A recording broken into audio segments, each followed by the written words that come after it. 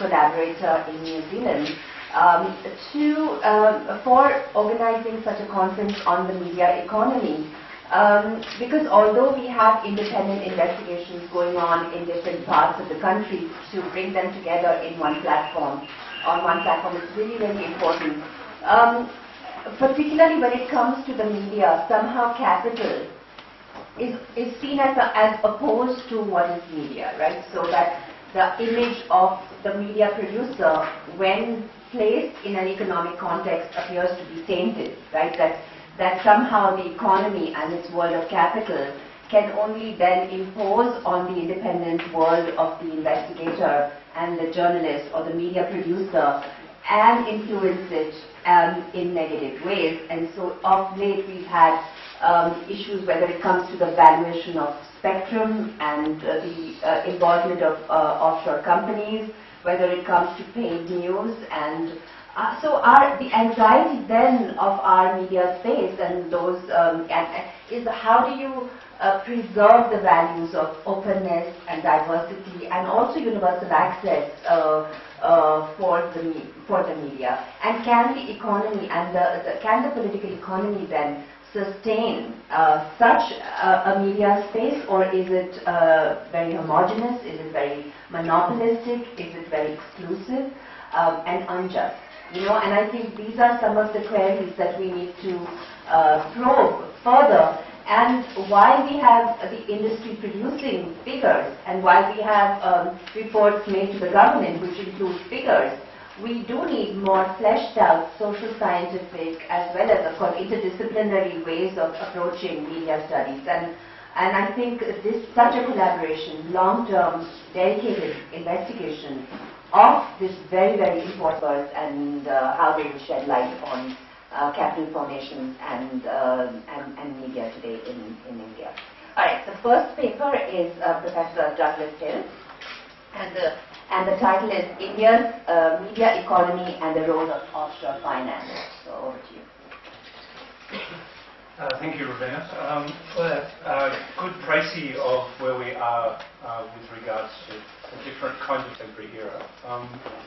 My talk today is really going to be building on some work that I began a few years ago with Adrian, when we began to look at processes of consolidation going on and the coming in of a whole range and those kind of sources that we would historically think of as being involved in these kinds of economies, but also sources which up until then we wouldn't have expected to feature in this process. Now, Vibhor has written about this in terms of the process of financialisation and the increasing role of the stock market in these kinds of processes. So at that point, it came to my attention that quite a lot of this capital was actually coming from offshore sources. If we looked at MTV, if we looked at PVR, the cinema chain, if we looked at television, etc., what we saw was that many of the holding companies had in the back of their moniker brackets Mauritius. And this really got me thinking about what this might mean and how we might make sense of these kinds of things. So this is what I'm going to be talking about today, but before I go any further, I just wanted to thank the NZIRI and JMI for their hospitality since I've been here, and in particular to commend you for promoting me to professor so quickly. I'm hopeful that Viswajit will write me a nice letter, and so when I go back to my university, I'll be my salary will probably. And then, before I started looking at the media, I've done lots of other things with regards to India's political economy, and obviously during the period that I've begun to look at these things, the question of FDI, of capital account liberalisation, about those things and their role in India's evolving economy that has really taken off in earnest since 1991, we're obviously at the forefront of a lot of debate. We see these kinds of things going on at the moment, of course, with the debate around retail. It's fair to say, perhaps, that these debates have not been quite as vociferous and as widespread with regards to the media, although in a minute I'm going to talk about two instances which I'm sure will be familiar to you, namely the controversy over the Vodafone case and the 2G scam, because I think that both of these not only were significant moments in the evolving story of India's political economy of media, but also it helps us to think about exactly the architecture, if you like, the skeleton of this evolving media economy. So this is certainly not the end of the story, these two particular instances, but I think that they give us a really significant insight into how we might go about analysing these things. Now, having said that, I also should be upfront and admit that this work, whilst it's been of interest for some time, has not progressed as far as I would like in terms of actually getting the empirical detail of these companies. So the story that I'm going to be talking to you about today is very much an evolving story.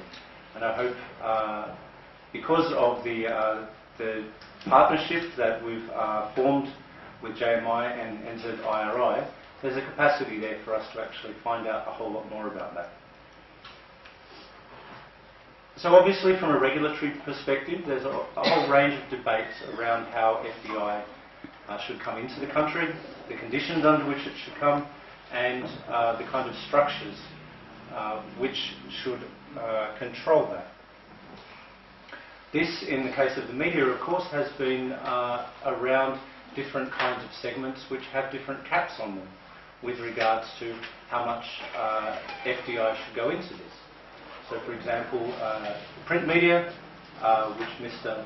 Saka was talking about before, is an example where there's been a reluctance to put in FDI to the same extent as, for example, cinema. Often this is talked about in terms of national security, etc. From the industry's perspective, many people find it unhelpful that these debates are conflated and collapsed when talking about foreign institutional investment and FDI. So if we look at, for example, as I was this morning, of the shareholding accounts of ZTV, we find that a great proportion. It's fair to say, however, that outside of the industry, the long-term potential benefits of FDI in terms of technology transfer, in terms of the kinds of standards which are associated with that kind of flow, are not necessarily recognised. And often there's also a debate, which I don't think, but perhaps I'm wrong, is not often had, about the terms of offshore taxation. So there's a broader debate going on. It's a big election issue last time, although I noticed a couple of days ago Amit Shah came out and said that perhaps they were overstating the capacity to actually get the money back from all of these places, and that perhaps this was a little bit more hyped up than they thought. But from the industry's perspective, there's a quote there from a FICCI report from 2006 saying, we think that this is really the most important issue in terms of the way that foreign investors are thinking about their entry into various aspects of India's media economy. So you need to sort this out. Of course, this is a period just before, as the Vodafone scandal is going on, you need to sort this out, otherwise foreign investors are going to get scared off. There's a whole range of non-empirical questions which we'll be tackling over the next 3 days, which are also important in this sense. So at the workshop we're going to be talking a lot about how we might think about the embedded nature of the media, the mediated economy, about these. Because intuitively, by the nature of their legal personality being offshore, there's a tendency to think of these capital flows as disembedded, as deterritorialised, as not existing in any particular place, and that from a geographer's perspective, such as mine, it assumes a particular kind of sense of scale and how we might think about that. So one of the things that I've been grappling with, and to be frank, I haven't come up with any answers in particular, but how are these things re-embedded? So when we actually think about the kind of corporations which are accepting this money, what role do they play, and how might we think about this in terms of social relations? Now I'm going to submit to you that this task is a little bit less abstract than you might think it is when we consider the amount of money that is coming from within India. The round-tripping of money into these places and then back again and into the media economy perhaps suggests that there's a whole set of social relations going with that.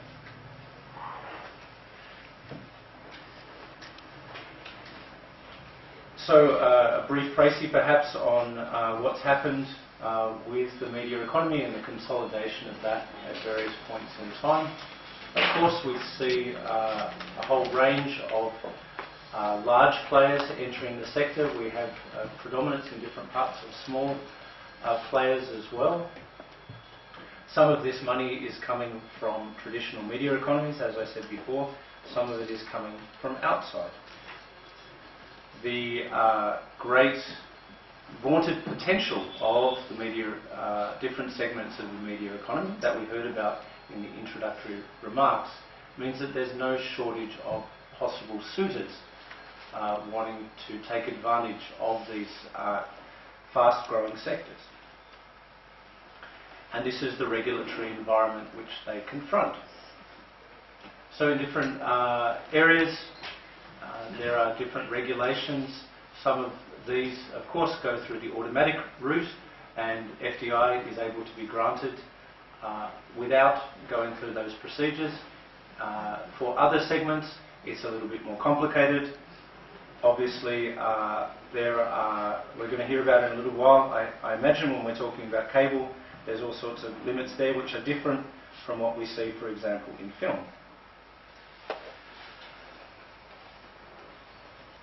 I want to make a point perhaps of setting a line in the sand and then perhaps potentially blurring it thereafter. I think one of the things that happened when we were talking in the election, not the election that's just happened 2 days ago, but in the election where the role of offshore financial centres took such precedence or such prominence, is that there's a kind of a collapsing of the assumptions around money that's coming into India through places like Mauritius or the Cayman Islands or Singapore, etc., and black money. But in fact, these two things are very different in analytical purposes. And so if there's money being invested in PVR from Mauritius, for the purposes of analysis, that's completely legal. Those people are following legitimate channels. Once that money is registered in a holding company in Mauritius and then it's coming back into India, legally that's completely fine. Our intuition when we're analysing these things is to assume that a significant proportion of that money is coming from the black economy, from India, in much the same way as the black economy has funded so much of the media economy in previous periods. But we should be careful because unless it's empirically demonstrated that that money is from the black economy, what we're talking about is a change in regulations and a change in a relationship between, for example, India and Mauritius about the conditions under which that should be governed. It's not necessarily black money. And Goldman Sachs or Blackstone or any of these large hedge funds which are investing in the media economy, I'm sure, would take considerable umbrage by the suggestion that they're doing anything other than exactly what they're supposed to be doing. It's true that those companies are avoiding paying capital gains tax on the profits that they make in India because, as I'll talk about in a second, the conditions that prevail in Mauritius mean that they only have to pay 3% on that. But from their perspective, from an accountant's perspective, it's completely legitimate. So in a broader sense, this is not just about the media, but this is to look at the cumulative inflow of FDI over the decade that has just happened, And it's immediately obvious that we have a slightly anomalous situation there, in as much as a very small country, namely Mauritius, is accounting for a great proportion of India's FDI. So it's plausible, of course, that much of that investment is actually from Mauritian nationals, but we all know that that's not actually the case, and that that money is coming from somewhere else before. In case I forget it later on, that if we were to actually look at the figures from the last 2 years, this picture has changed considerably, because the pressure which has been applied from the Indian government and others on Mauritius for them to put a limitations of benefits clause into their transactions, so that companies who are domiciled there actually have to be working in Mauritius and actually have to operate there, has meant that a significant proportion of this FDI has now gone to Singapore. So the picture has changed a little bit in this sort of situation. So some of those more legitimate companies, for example, Disney, their operations coming into India is now going through Singapore. The picture that we see in the case of India is replicated on a global scale when we look at where FDI is flowing to so-called developing countries. A note just to explain the double taxation avoidance agreement for you.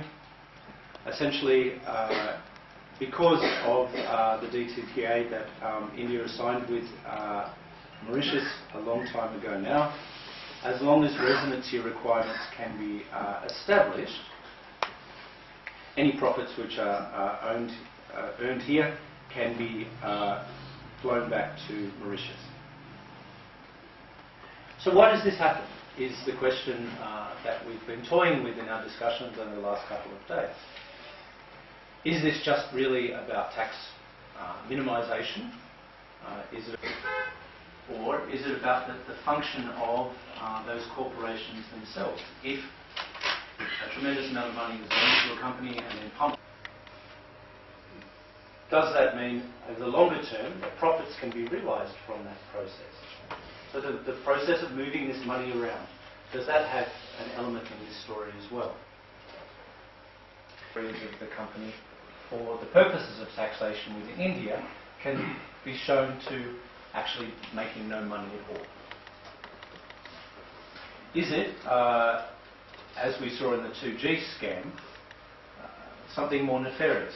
Is it about people are not able to notice that that is happening?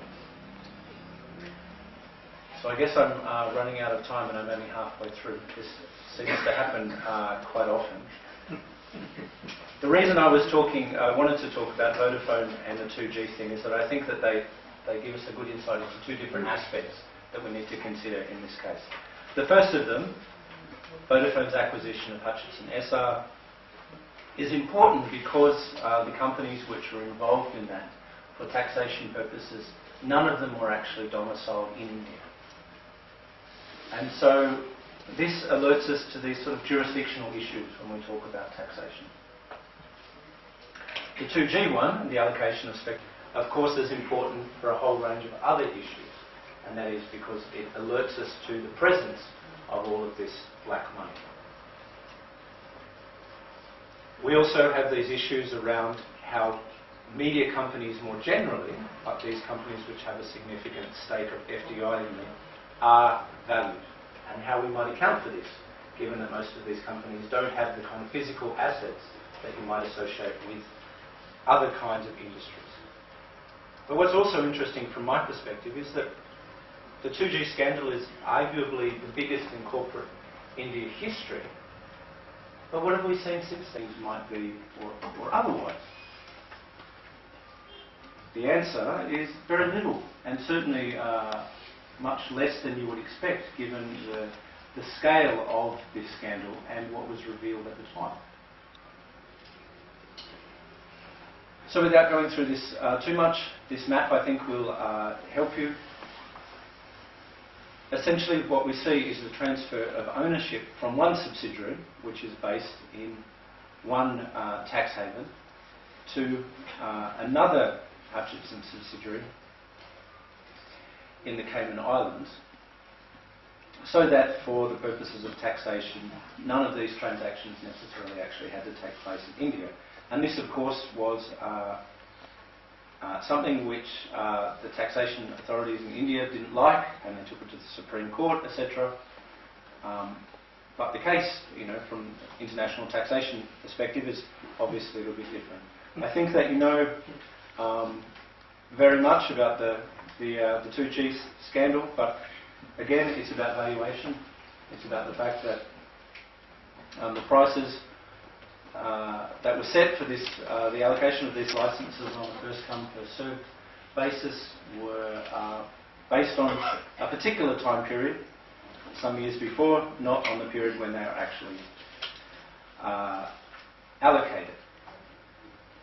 Now, what's really interesting about this, from my perspective, is what came out about the role of these kind of shell companies, from Reliance, from Unitec, and the potential for media companies to participate in these kinds of processes. Now, of course, the CBI went to Mauritius at that time and carried out an investigation. And unsurprisingly, of the 12 companies which they thought were involved in this scam, 10 of them were domiciled in the same building. And so, you know, if you have this limitations of benefits kind of thing that you do in Singapore, one wonders how you might be able to establish that any of these companies are actually doing anything in Mauritius. When we start to analyse it, is the structure of these companies. So it's a mechanism called a protected cell company. So essentially, if we have an investment in some kind of endeavour, all of the investors that go into that company can be allocated different cells within that. And as a consequence, they can be insulated from what happens to the other ones. Okay, so it's essentially a no-risk proposition. So I put there alone together, where you're essentially segmenting and ring-fencing your particular investment.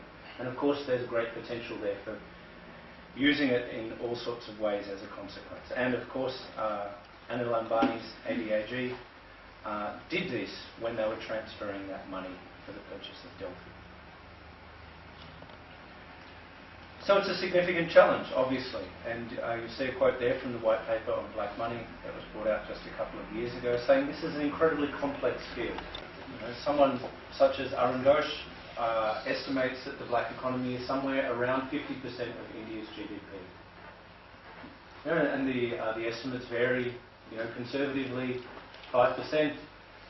You know, but this is a person who's been working on it for a great proportion of their life. So let's assume that they know what they're talking about.